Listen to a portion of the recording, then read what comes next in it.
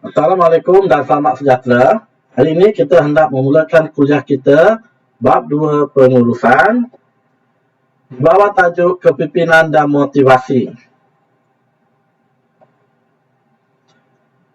Apabila selesai kuliah, di akhir pembelajaran, para pelajar dapat menghuraikan teori dalam pengurusan, menghuraikan kaedah memotivasi pekerja. Pengenalan motivasi, teori-teori motivasi.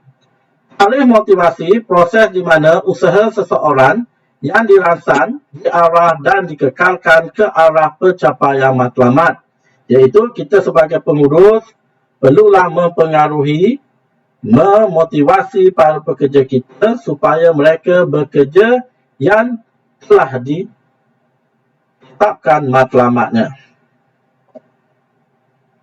Teori pertama adalah teori Maslow, di mana model hierarki keperluan Maslow ada 5. Kita ada fisiologi, keperluan keselamatan, keperluan sosial, keperluan ekstern dan keperluan aktualisasi diri.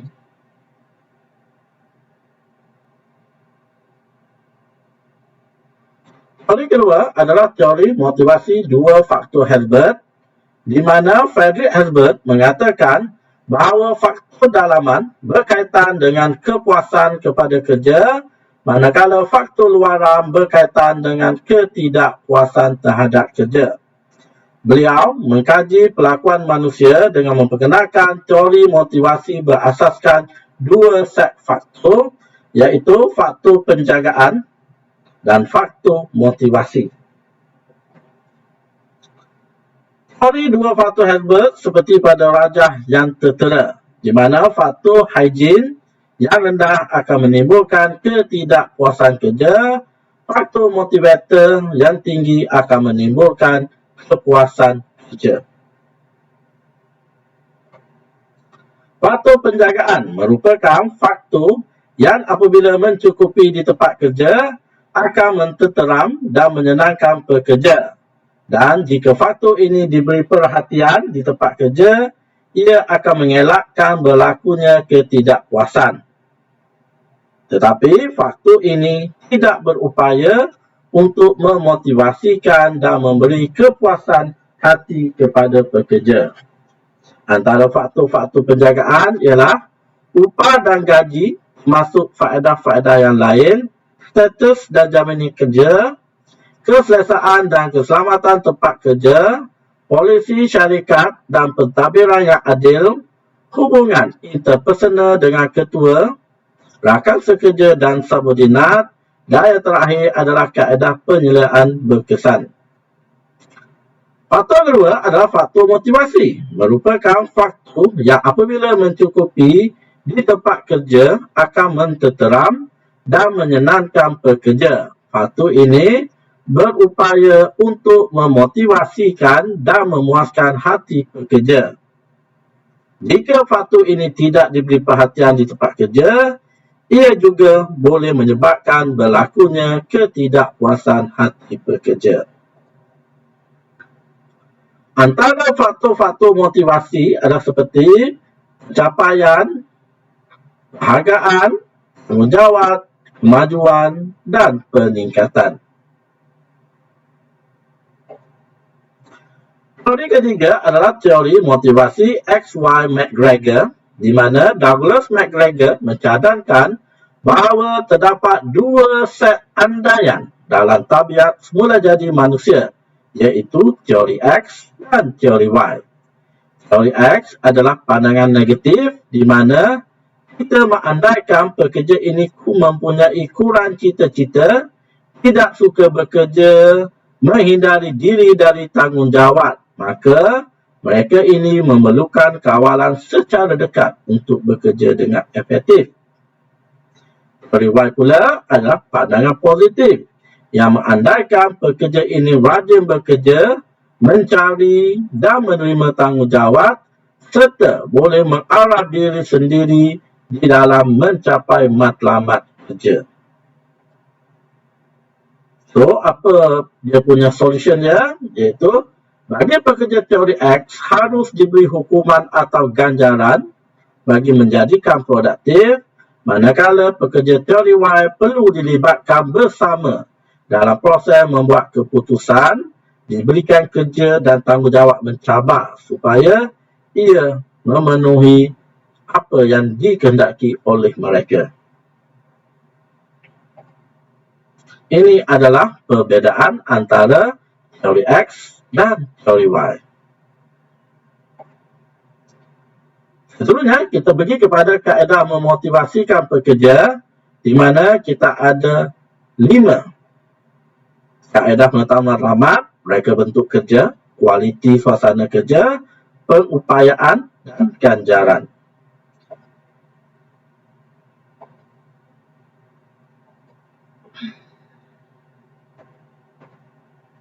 Kaedah pertama adalah kaedah penetapan matlamat atau goal setting, di mana penetapan matlamat dibuat bersama-sama antara pengurus dengan subordinat, tapi dalam ruang kemampuan mereka, dan matlamat yang ditetapkan mestilah dapat dicapai dalam tempoh yang munasabah.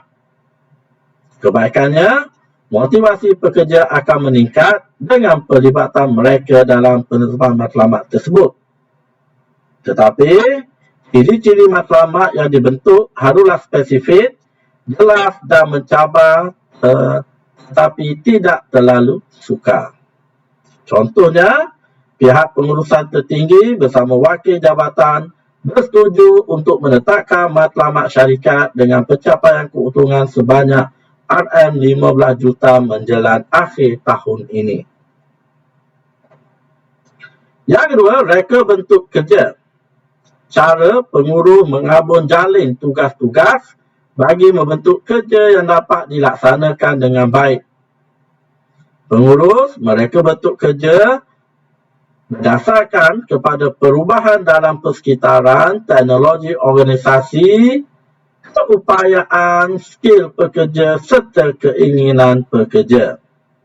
Apabila kerja direka bentuk sedemikian rupa, pekerja akan bermotivasi untuk bekerja keras. Terdapat 3 jenis reka bentuk kerja, iaitu pusingan kerja, perluasan kerja, penggayaan kerja. Pertama, pusingan kerja atau job rotation. Pekerja dipindahkan secara sistematik mengikut tempoh tertentu dari satu bahagian ke bahagian yang lain, tapi masih lagi dalam skop atau bidang yang sama.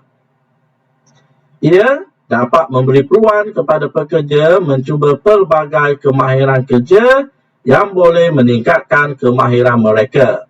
Contoh, pusingan kerja kepada kaki tangan berjawatan kerani di bahagian keuangan yang mengendalikan kerja penerimaan dan pembayaran juruan dipindahkan secara pusingan atau bergilir untuk memproses bil dan invoice pada minggu atau bulan yang berikut.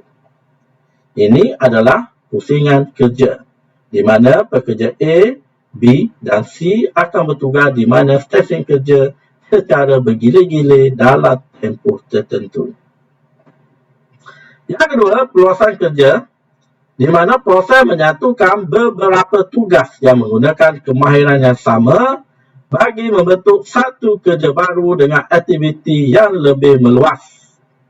Pekerja akan bertanggungjawab mengawal 2 atau 3 tugas dalam satu masa.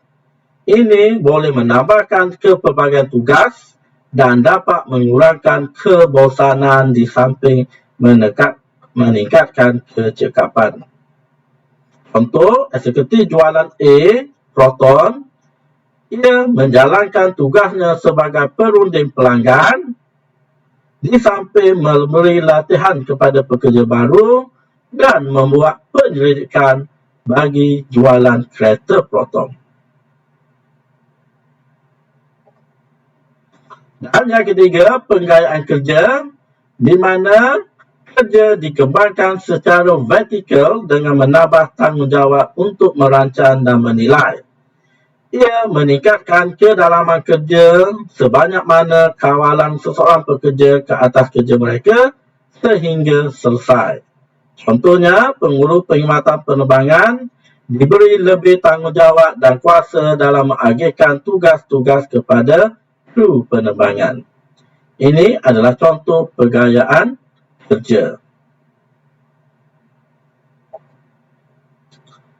Seterusnya adalah kualiti suasana kerja ataupun KSK. Melibatkan usaha mewujudkan suasana bekerja untuk meningkatkan motivasi pekerja, kepuasan dan komitmen.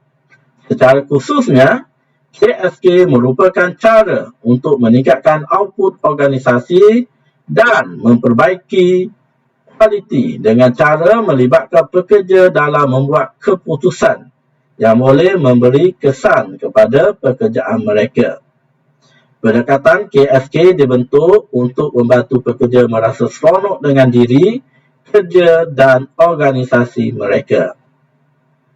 Faktor-faktor yang dikaitkan dengan KSK adalah papasan yang sesuai dan munasabah, persekitaran kerja yang selamat dan sihat, peluang untuk membangunkan kebolehan sumber manusia, peluang untuk pembangunan dan keselamatan kerja, jadual kerja dan tugasan yang mudah, perhatian yang berhati-hati terhadap aliran reka bentuk kerja, dan pekerja dilibatkan di dalam menghasilkan reka bentuk kerja, kerjasama yang lebih baik dan kurang struktur penyediaan dan banyak pembangunan efektif dalam kumpulan kerja.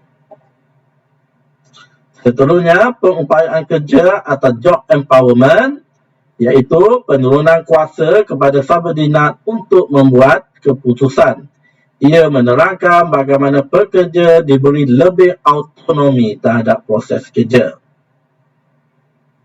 Ia termasuklah membenarkan pekerja menentukan kaedah kerja, memberi cadangan bagaimana menyelesaikan masalah, menerima maklumat yang berkesan, serta mengawal belanjawan keuangan. Pengupayaan ini membolehkan pekerja mengawal maklum balas prestasi kerja mereka dan boleh meningkatkan keyakinan kerana mereka percaya pada keupayaan diri sendiri untuk menyelesaikan tugas dengan jayanya. Dan yang terakhir adalah ganjaran, suatu balasan yang diingini oleh pekerja terhadap usaha dan kerja yang mereka lakukan. Melibatkan ganjaran kepada pekerja terbagi kepada dua, satu kewangan iaitu gaji, upah dan bonus, dan dua bukan kewangan seperti anugerah khidmat cemerlang, hadiah percutian dan CJ pengiktirafan. Objektifnya adalah untuk memotivasikan pekerja dan menggalakkan pekerja bekerja dengan lebih tekun dan bersemangat. Sila jawab soalan latihan yang diberikan. Tamatlah kuliah kita pada hari ini. Assalamualaikum warahmatullahi wabarakatuh.